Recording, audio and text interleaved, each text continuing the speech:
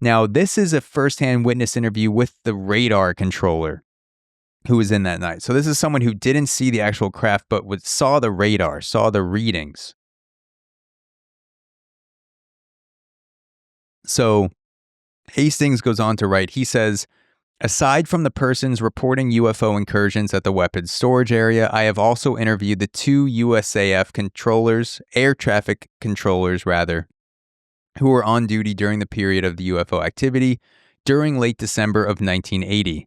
James H. Carey and Ivan Ike R. Barker now belatedly admit to tracking an unidentified target on radar at the Bentwaters Air Traffic Control Tower one night, sometime between December 26, 1980 and January 1st, 1981, as they worked an extended holiday schedule. Jim Carey, not related to the actor Jim Carrey, I assume. Maybe there is some crazy relation. But air traffic controller Jim Carrey told me, he said, at the time I was a tech sergeant, an air traffic controller with the 2164th Communication Squadron. The other controller was named Ike Barker. A major named Y was also there. I think the incident happened between 10 and 12 o'clock, if I remember right. Ike and I usually worked 6 p.m. to midnight, but it was during the holidays when we might have to work 8 or 9 hours.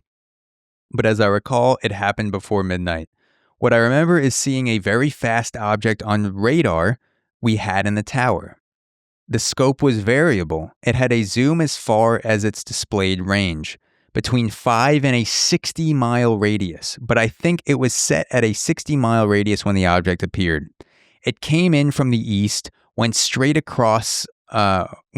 west across the scope, and then disappeared off the left side. It took maybe 4 sweeps. Each sweep was 2 or 3 seconds to cross it entirely. So it covered 120 miles in approximately 8 to 12 seconds. In the 15 years I was an air traffic controller, I'd never seen anything travel across the scope that fast. So let's split the difference. This guy says the craft covered 120 miles in 8 to 12 seconds. Let's say it was 10 seconds. I looked up what 120 miles is in 10 seconds, how fast you would have to be traveling.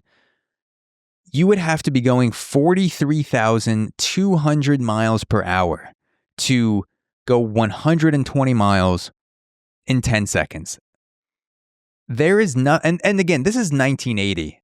We don't have anything today that we know of that can even come close to that. And not just traveling 43,200 miles an hour, but going back and forth, because the radar controller said, Jim Carrey said, this thing disappeared off the left side and took 4 sweeps back across the radar. So like, in fucking, let's say 10 seconds about.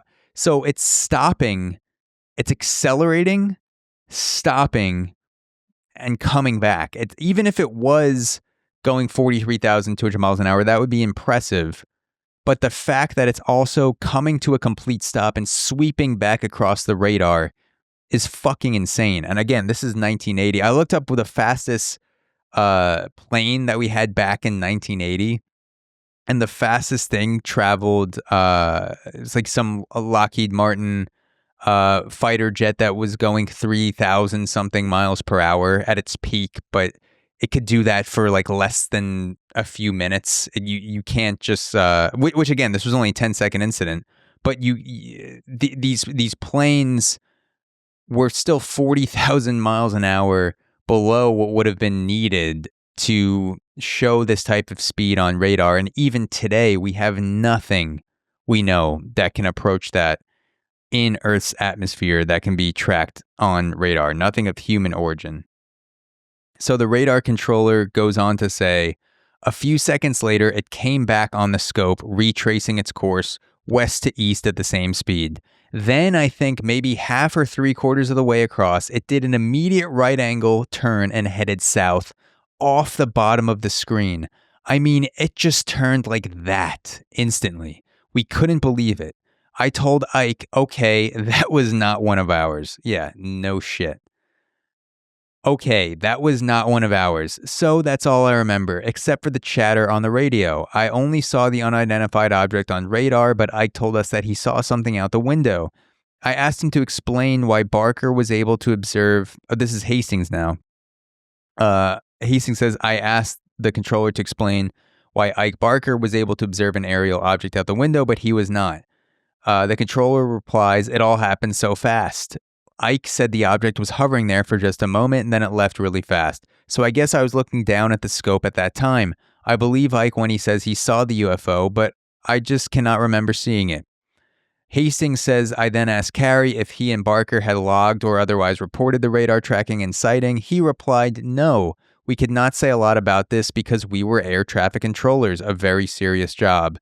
Our bosses could have us removed at any time if they thought we were acting kind of funny or weird. So to keep our jobs, we never made a big deal of this.